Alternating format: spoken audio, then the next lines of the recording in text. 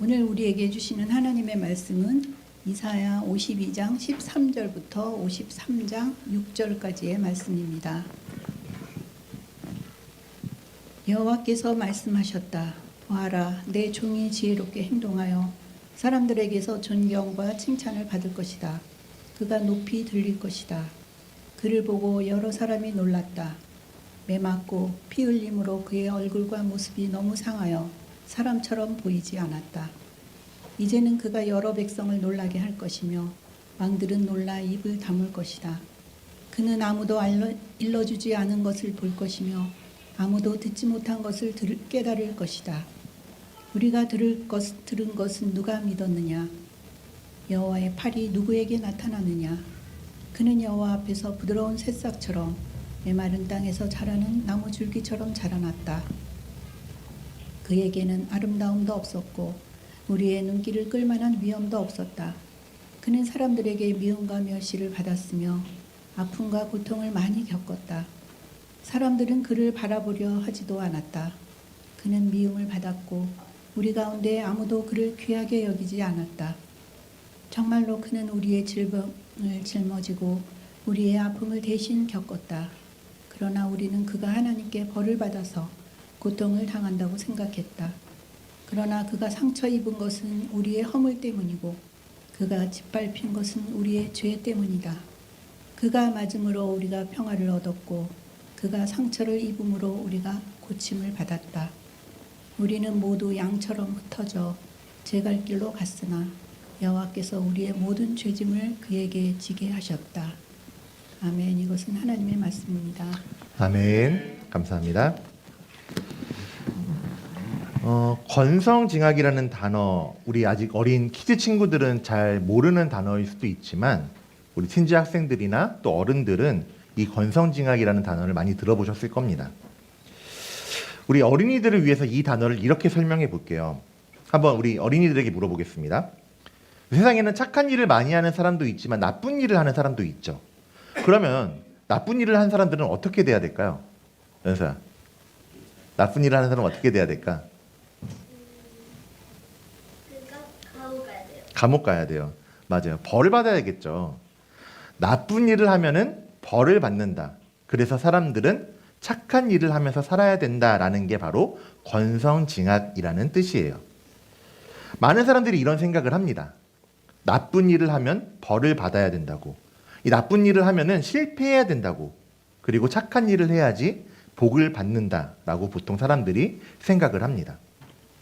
그런데 연서가 이야기했지만 우리 아이들이 크면 클수록, 그래서 엄마 아빠 정도의 나이가 되면은, 지금 우리 성도님들 정도의 나이가 되면은 그때 보는 세상은 우리가 생각하는 것과는 조금 다를 수도 있습니다. 어른들은 공감하실 수도 있는데요. 착한 일을 하는 사람도 분명히 많이 있겠지만 실제로 나쁜 일을 하고 다른 사람들을 속이고 괴롭히는 사람, 이 나쁜 사람들이 많이 있는데, 그런데 그 중에는 그렇게 나쁜 짓을 하고도 오히려 다른 사람들보다 더 잘 사는 것처럼 보이는 사람들이 분명히 있습니다.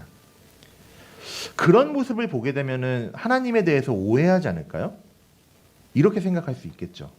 아니, 왜 하나님은 저런 나쁜 사람을 벌하지 않으시고 왜 더 잘 살게 하시는 걸까? 왜 저 나쁜 사람을 성공해서 잘 되게 하시는 걸까? 이렇게 하나님에 대해서 오해하거나, 심하면은 하나님이 계시면 이러면 안 되지, 이러면서 하나님을 원망하기도 할 겁니다. 정말로 하나님이 그런 나쁜 사람을 잘 먹고 잘 살게, 하나님이 그런 사람들이 어떻게 되든 신경 쓰지 않고 방치해 두실까요? 성경에서는 악인, 나쁜 사람이 지금은 잘 먹고 잘 사는 것처럼 보여도 하나님이 그 사람을 반드시 징계하신다고, 하나님이 그 악한 사람을 반드시 벌하신다라는 것을 분명하게 말씀하고 있습니다. 잠언 24장 19절 20절에서는 그 사실을 우리에게 이렇게 알려주시고 있는데, 악인 때문에 불평하지 마라. 악인을 부러워하지 마라. 악인은 장래에 소망이 없다.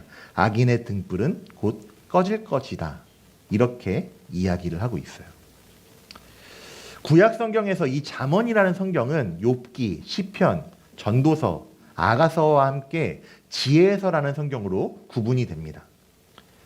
이 지혜는 우리가 그냥 이 세상에서 잘 먹고 잘 살 수 있도록 도와주는 지혜가 아니라 하나님이 우리에게 주시는 그 지혜를 이야기해요. 하나님이 이렇게 우리의 삶을 인도해 주신다라는 삶의 원리를 알려주는 것이 이 지혜서, 특히 잠언의 말씀입니다.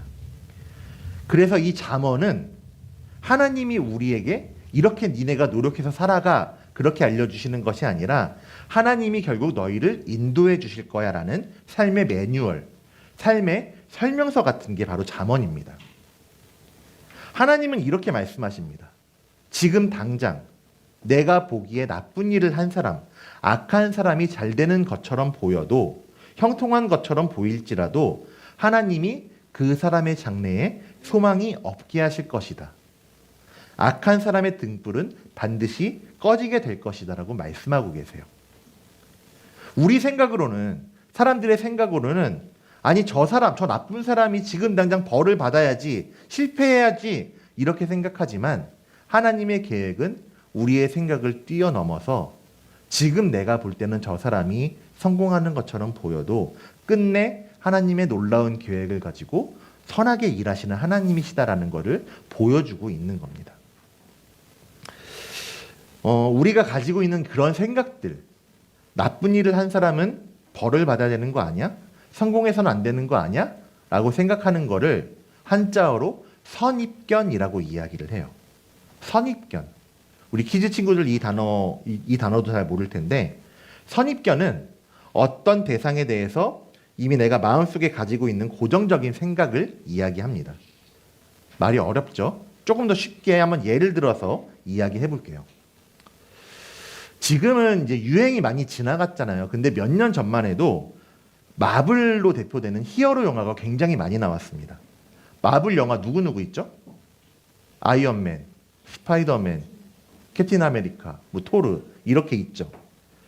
지금 우리 다음 세대들에게 히어로를 생각하면은 아마 이 마블의 등장인물들을 많이 생각할 것이고, 또 연배가 있으신 우리 성도님들께서는 슈퍼맨을 많이 생각하시지 않을까 생각이 됐는데, 우리가 일반적으로 생각하는 그 히어로들, 영웅들은 어떤 모습일 것 같습니까?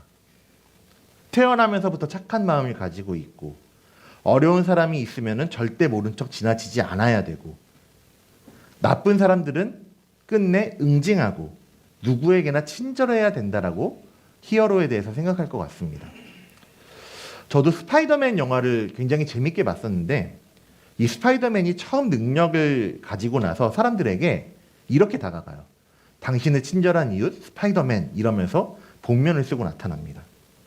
스파이더맨도 그런 선입견이 있었겠죠. 히어로는, 영웅은 어려운 사람을 도와줘야 돼. 사람들을 괴롭히는 나쁜 사람들을 혼내줘야 돼. 이런 생각이 있기 때문에 스파이더맨도 그렇게 했을 겁니다. 캡틴 아메리카도 마찬가지겠죠. 사실은 만화 캐릭터인데 미국 사람들에게 이 캡틴 아메리카는 어떤 이상향처럼 여겨지기도 합니다. 이 캡틴 아메리카라는 캐릭터가 가지고 있는 이미지, 정의롭고 모범적이고 용감한 모습, 나쁜 것을 지나치지 못하는 모습 때문에 사람들이 이 캡틴 아메리카를 좋아한다고 생각이 됩니다. 그런 모습들이 사람들이 가지고 있는 히어로에 대한 선입견, 히어로에 대한 생각이겠죠. 그런데 마블 영화가 한참 인기를 끌 때 사람들이 가장 좋아하던 히어로가 누구였을까요? 누군 것 같으세요? 아이언맨이죠. 아이언맨이 굉장히 많이 인기를 끌었습니다. 아이언맨이 그렇게 인기를 끌었던 이유 중에 하나는 아마 의외성 때문이 아니었을까요? 방금 말씀드렸던 것처럼 일반적으로 사람들이 생각하는 히어로는 완벽하고 정의롭고 흠이 없어야 되는데, 아이언맨이라는 캐릭터는 그런 모습과는 조금 달랐습니다. 물론 점점 성장해 나가지만 까칠하기도 하고 이기적이기도 하고 때로는 실수를 하기도 하고 때로는 나쁜 짓을 하기도 하는 모습이 처음에 나옵니다. 그런데 그런 사람이 세상을 구하는 히어로가 됐다라는 것에서 사람들이 가지고 있는 이 히어로에 대한, 영웅에 대한 선입견과는 조금 다른 모습이었기 때문에 이 아이언맨이라는 캐릭터가 훨씬 더 임팩트 있고 더 마음을 끌지 않았을까요? 사람들이 히어로에 대한 선입견을 가지고 있던 것처럼 옛날부터 구약시대의 사람들도 어떤 선입견을 한 가지 가지고 있었습니다. 어떤 선입견이었냐? 바로 메시아에 대한 생각이었습니다. 이스라엘은 하나님의 인도하심, 하나님이 이끌어주시고 함께 하셔서 하나님이 약속하신 그 가나안 땅으로 들어가서 살게 됐습니다. 자, 보통 우리가 생각하기에는 하나님이 인도해 주셨으니까 이제 이스라엘에는 아무런 고통도 없고 어려움도 없이 이 가나안 땅을 차지해서 그 땅에서 잘 먹고 잘 살게 될 것이다. 해피엔딩이다. 그리고 그 땅을 침략하는 노리는 다른 나라들을 다 쉽게 물리칠 것이다 라고 생각할 수 있을 것 같습니다. 하나님이 하셨으니까, 하나님이 이끄셨으니까라는 선입견을 가지고 있을 수 있다라는 거죠. 그렇지만 성경은 그런 모습을 이야기하고 있지 않습니다. 이스라엘은 가나안 땅에 들어가고 난 후에도 끊임없이 다른 나라의 공격을 받고 계속해서 어려움을 겪었습니다. 여호수아 시대에 이스라엘 사람들은 가나안 땅으로 들어가게 됩니다. 그리고 여호수아가 죽은 후에 사사의 시대가 시작이 되는데 이 사사기에 들어가면서부터 이스라엘은 다른 나라들에게 수없이 공격을 당하고 어려움을 겪는 이야기가 이 사사기에 기록이 되어 있습니다. 물론 이유가 있었죠. 이스라엘이 지은 죄 때문에, 하나님을 배신하고 우상을 섬기는 죄 때문에 그렇게 되기는 했지만 하나님이 인도하시고 하나님이 주신 그 가나안 땅에 수많은 나라가 많은 군대를 끌고 오고 강한 무기를 가지고 와서 이스라엘을 공격하고 사람들을 괴롭혔습니다.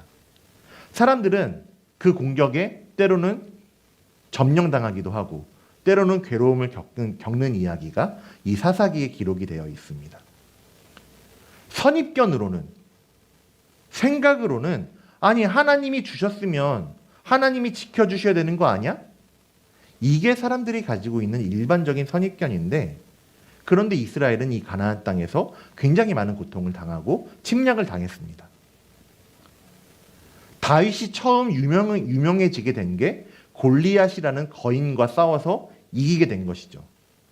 다윗이 골리앗과 싸울 때도 마찬가지로 이스라엘은 블레셋과 전쟁을 하고 있었습니다. 이스라엘이 쳐들어간 게 아니라 블레셋이 이스라엘을 공격해 온 거예요. 이때도 마찬가지고 그 외에도 그 이후에도 이스라엘은 수많은 나라의 공격을 여러 번 당했습니다. 왜냐? 하나님이 주신 그 땅, 가나안 땅이 너무 좋은 곳이었기 때문이에요. 너무 살기 좋고 너무 비옥하고 얻을 것이 너무 많은 땅이었기 때문에 많은 나라들이 그 땅을 노렸습니다. 결국에는 이스라엘은 시간이 지난 후에 남유다와 북이스라엘로 분열되고 갈라지고 북이스라엘은 아수르라는 나라에 의해서 그리고 남유다는 바벨론에 의해서 멸망하게 되었습니다. 그래서 사람들은 하나님한테 이렇게 부르짖습니다. 하나님, 우리를 구원할 구원자를 우리에게 보내주십시오. 히브리어, 당시에 이스라엘 사람들이 쓰는 히브리어로 구원자는 우리가 너무나 잘 알고 있는 단어입니다. 메시아. 메시아라는 단어 한 번쯤은 다 들어보셨을 겁니다. 사람들은 구약시대 때부터 하나님께 메시아를 보내주십시오. 구원자를 보내주십시오. 이렇게 하나님께 간구하면서 그 어려움을 겪으면서 하나님께 구원자를 보내달라고 간구하며 살아왔습니다. 그러면 사람들이 하나님께 구하던, 사람들이 기대하던 이 메시아, 구원자의 모습은 어떤 모습이었을까요? 사람들은 강력한 왕을 원했습니다. 이스라엘을 공격하는 다른 나라의 공격을 다 이겨내고 이스라엘을 침략하고 멸망시켜왔던 그 이방 나라들로부터 이스라엘, 우리를 구원할 정치적인 메시아, 강력한 힘을 가진 왕을 기대하고 기다렸습니다. 사람들의 그런 기대, 메시아에 대한 선입견은 굉장히 긴 시간 동안 이어졌습니다. 우리에게 사람들이 가지고 있는 그 메시아에 대한 선입견, 메시아는 이래야 돼, 구원자는 이래야 돼, 이런 모습을 보여주는 게 예수님께서 예루살렘에 들어가실 때 사람들이 보였던 행동입니다. 복음서에서 예수님이 예루살렘으로 들어가시죠. 그때 사람들이 어떻게 했냐면 자기의 겉옷을 벗어서 길가에 펴서 깔았습니다. 그리고 종려나무 가지를 베어서 흔들면서 호산나라고 외쳤습니다. 겉옷을 벗어서 길에 깔았다. 이 종려나무는 또 이스라엘을 상징하는 나무인데 이스라엘을 상징하는 종려나무 가지를 베어서 흔들었다. 그리고 호산나, 어서 오시옵소서라고 외치는 것은 전부 다 왕을 환영하는 행동이었습니다. 사람들은 예수님에 대해서 자기들이 생각하는 정치적인 혁명가, 그 당시에 이스라엘을 통치하면서 괴롭히던 로마 제국으로부터 자기들을 구원해낼 왕으로 여기고 있었다는 것을 보여주는 게 이런 행동입니다. 선입견은 내 생각이기 때문에 틀릴 수 있는데 사람들은 그 선입견이 진리인 것처럼 붙잡고 예수님을 대했다라는 겁니다. 그렇지만 하나님께서 약속하신 메시아, 구약 시대부터 말씀하신 이 메시아는 이 사람들의 선입견에 담긴 강력한 왕이 아니었습니다. 방금 말씀드렸던 것처럼 사람들은 강력한 왕, 강한 힘을 가지고 강력한 지도력으로 지금 현세, 지금 내가 살아가는 이 세상을, 지금 당장 눈에 보이는 해방을 이루어줄 메시아를 원하고 있었지만 하나님의 계획은 그런 사람들의 기대를 훨씬 뛰어넘는 구원자, 전혀 다른 구원자를 보내시겠다라고 말씀하고 있습니다. 사람들은 정치적인 왕을 기다렸죠. 사람들은 혁명을 일으킬 혁명자를 원했습니다. 그렇지만 하나님은 왕이 아니라 종을 보내셨습니다. 그리고 그 종을 통해서 근본적인 구원을 이루어내시겠다 말씀하십니다. 근본적인 구원. 사람들 가운데 있는 그 죄의 문제를 해결하시고 용서하시기 위한 계획을 하나님이 세우셨습니다. 오늘 말씀에서 이사야 선지자는 이렇게 예언합니다. 52장 13절 주보에도 있는데요. 여호와께서 말씀하셨다. 보아라, 내 종이 지혜롭게 행동하여 사람들에게서 존경과 칭찬을 받을 것이다. 그가 높이 들릴 것이다. 이것은 왕에 대한 이야기가 아닙니다. 이 모습은 예수님이 고난당하신 후의 모습, 이 땅에 오셔서 죽으신 후의 그 모습을 부활하여서 승리하실 메시아, 예수님의 승리를 보여주고 있습니다. 결론을 먼저 이야기하고 있죠. 자, 이 땅에 오실 그 메시아를 하나님의 종이다라고 표현하고 있는 데에서 구원자를 하나님이 보내신 분이라는 것을 명확하게 보여주고 있습니다. 그리고 그 종은 사람들의 존경과 칭찬을 받는 사람들이 될 것이다. 끝내 그렇게 될 것이다라고 말씀하고 있습니다. 그런데 이어지는 14절에서는 그 존경받고 칭찬받는 종의 의외의 모습을 말씀하고 있습니다. 존경과 칭찬을 받기 전 그 사람의 모습이 여러 사람을 놀랍게 했는데 왜냐? 그 사람이 매맞고 피를 흘리고 얼굴과 모습이 너무 상하여 사람처럼 보이지 않았다라고 말씀하고 있습니다. 자, 우리는 14절의 이 말씀, 이 설명이 이야기하는 한 분을 자연스럽게 떠올릴 수 있습니다. 바로 예수님이죠. 하나님의 명령을 받은 종, 이 땅의 메시아, 구원자로 오신 예수님이 사람들의 그런 기대, 사람들의 선입견과는 다르게 잡히시고 고난을 당하셔서 맞으시고 십자가에 매달려 죽임당하시는 것을 보고 사람들은 조롱하고 어떤 사람들은 놀라게 되겠지만 15절에서 말씀하다시피 결국에는 예수님이 여러 백성들을 놀라게 할 것이다. 왕들을 놀라게 할 것이다 라고 말씀하고 있습니다. 자, 이 15절 말씀에서 여러 백성에 대해서 우리가 주목해 볼 필요가 있습니다. 개역개정 성경, 우리 어른들이 보는 성경에는 이 여러 백성을 나라들이라고 번역하고 있는데요. 하나님의 구원 계획, 예수님을 메시아, 구원자로 예수님이 이 땅에 오셔서 이루시는 하나님의 그 계획은 이스라엘뿐만이 아니라 이스라엘이라는 한 나라뿐만이 아니라 이스라엘을 넘어선 온 나라, 온 열방을 향하는 하나님의 구원 계획이었다는 것을 보여주고 있는 겁니다. 이스라엘 사람들은 원했죠. 우리를 구원할, 이스라엘을 구원할 구원자를 원했으나 하나님은 메시아로 오실 그 예수님이 그 사람들이 가지고 있는 선입견을 넘어서 온 열방을 위한 메시아입니다. 결국에는 높이 들려서 모든 사람들의 존경과 칭찬을 받으실 분, 이스라엘을 넘어서 온 나라를 구원하실 분이라는 것을 이 이사야 선지자를 통해서 말씀하시고 있는 겁니다.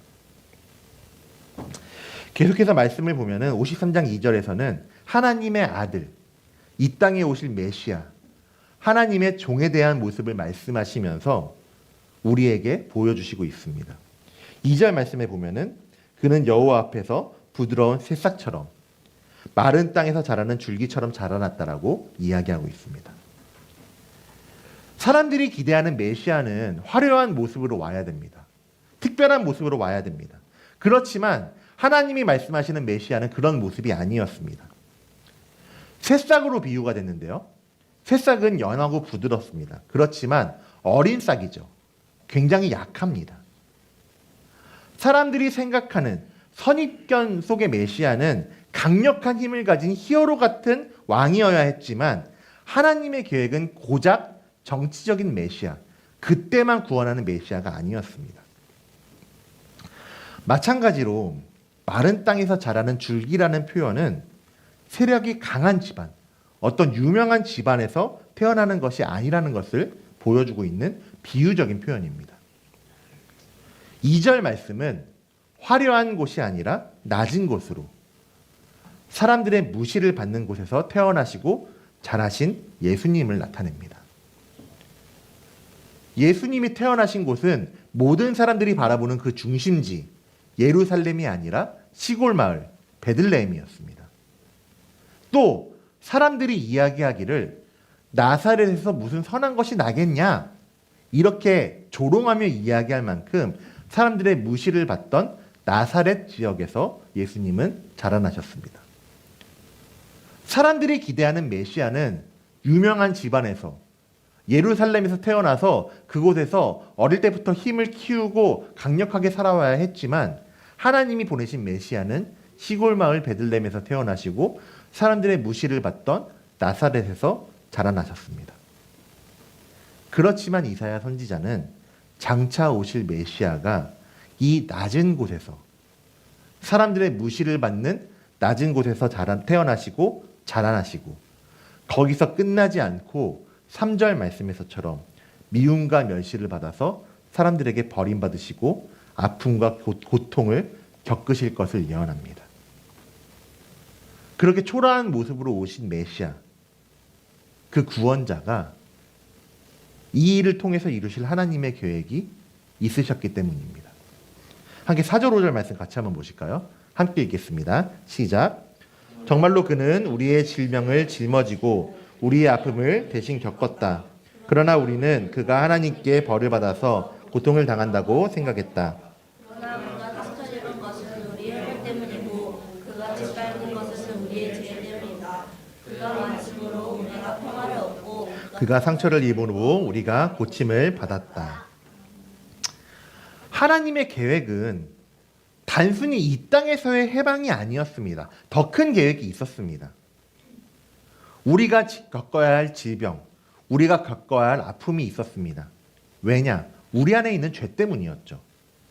아담과 하와로부터 내려오는 죄의 속성 때문에 우리는 질병을 겪고 아픔을 겪었습니다.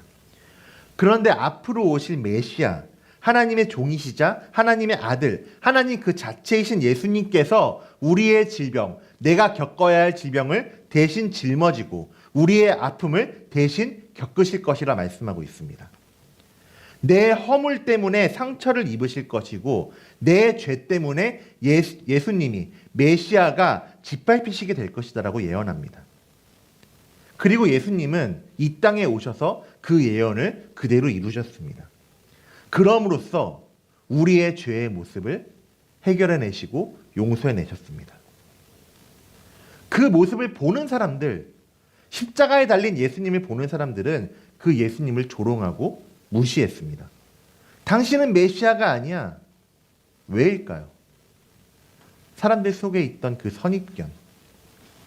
하나님이 보내실 메시아는 지금 내 삶을, 지금 내가 겪고 있는 아픔과 고통을 해결해서 우리를 이 땅에서 잘 살게 하는 것이 내가 가지고 있는 메시아에 대한 생각이었는데, 어쩌면 우물한 개구리 같은 그런 모습이었는데, 요만큼만 보면서 전부를 보는 것처럼 생각하고 있었는데, 하나님은 그것을 넘어서 더 큰 계획을 가지고 있었다는 것을 말씀하고 있는 겁니다. 지금 우리는 어떻습니까? 하나님의 계획을 바라보고 있습니까? 아니면 그 메시아를, 예수님을, 하나님을 내 틀 안에 갖추어서 요만큼만 보고 있지 않습니까? 우리의 모습을 돌아보길 소망합니다. 지금도 많은 유대인 중에서는 이 이유 때문에 자기들이 기대했던 메시아와라는 다른 모습이기 때문에 예수님을 메시아로, 구원자로 받아들이고 있지 않기도 합니다. 이 사람들의 선입견, 유대인들이 기대하던 메시아의 모습과 다르기 때문입니다. 그렇지만 하나님은 6절 말씀을 통해서 사람의 기대를 넘어선 하나님의 계획을 분명하게 말씀해 주시고 있습니다. 이 말씀도 같이 한번 읽어보실까요? 함께 있습니다. 우리는 모두 양처럼 흩어져 제 길로 갔으나 여호와께서 우리의 모든 죄짐을 그에게 지게 하셨다. 이렇게 하나님의 계획은 우리의 기대, 사람들의 기대를 완전히 넘어서 있습니다. 하나님의 계획은 내가 잠시 머무는 이 땅, 이곳을 위한 것만이 아니었습니다. 이스라엘이라는 나라만 구원하시는 것이 아니었습니다.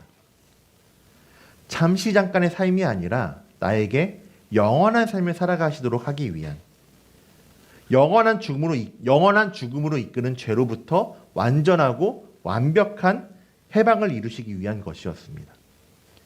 죄인에서 의인으로 우리를 구원하시기 위한 하나님의 놀라운 계획이 이 말씀을 통해서 선포되어지고 있는 것입니다. 그리고 하나님은 우리에게 이 메시아를 내 생각이 아니라, 내 기준이 아니라 하나님의 기대를 가지고 신뢰하며 기다리라고 말씀하시고 있습니다. 우리의 지혜와 생각, 선입견은 어쩌면 우물한 개구리와도 같을 겁니다. 우리의 지혜로는 하나님의 계획을 절대로 다 이해할 수 없습니다. 그렇지만 내가 이해하지 못할 때에도 변하지 않는 분명한 진리가 한 가지 있죠. 내가 하나님을 오해할지라도 하나님은 완벽하게 일하십니다. 이 사실을 믿으시기 소망합니다. 하나님은 완전하신 분이십니다. 그 완전한 하나님의 계획을 보여주는 것이 바로 오늘 말씀, 또 많은 선지자들을 통해서 말씀하신, 선포되어진 예수님의 오심입니다. 그렇기 때문에 우리는 이 대림절기를 보내면서 우리의 기대를 넘어선 하나님의 계획을 발견하고 찬양하게 되는 겁니다. 하나님은 우리에게 분명하게 말씀하십니다. 우물한 개구리를 벗어나라고. 요만큼만 보고 세상을 전부 다 아는 것처럼 생각하지 말라고. 하나님의 계획을 전부 다 알고 있는 것처럼 착각하지 말라고 말씀하십니다. 미처 다 보이지 않더라도, 다 알 수 없을 때에도, 다 이해하지 못할 때에도 하나님을 온전히 신뢰하며 살아가라고 말씀하고 있습니다. 우리가 그 완전하신 주님을 의지할 때, 우리의 기대를 넘어서 완전한 계획으로 하나님은 우리를 인도해 주실 것입니다. 온전한 구원의 길로 우리를 인도해 주실 것입니다. 믿음은 내가 이해해서 내 생각과 내 지식으로 믿는 것이 아닙니다. 약속하신 하나님의 말씀을 의지해서 그 어떤 증거가 보이지 않아도 하나님의 약속을 믿는 것이 바로 믿음입니다. 사랑하는 우리 예수소망교회 성도님들, 어린이들, 학생들 모두가 지금 내게 보이지 않아도, 내가 지금 볼 수 없어도 나에게 말씀하시는 이 하나님의 말씀을 믿는 믿음의 삶을 살아가시기를 축복하고 소망합니다. 완전하신 주님을 신뢰하시고 완전하신 하나님을 믿으며 살아가시는 우리 모두가 되기를, 우리 예수소망교회가 되기를 주님의 이름으로 축원드립니다. 함께 찬양하며 결단하겠습니다. 우리는 다 알지 못할 때에도, 우리는 깨닫지 못할 때에도 변치 않는 사실, 하나님은 완전하십니다. 그 사실을 함께 고백하며 나아가겠습니다.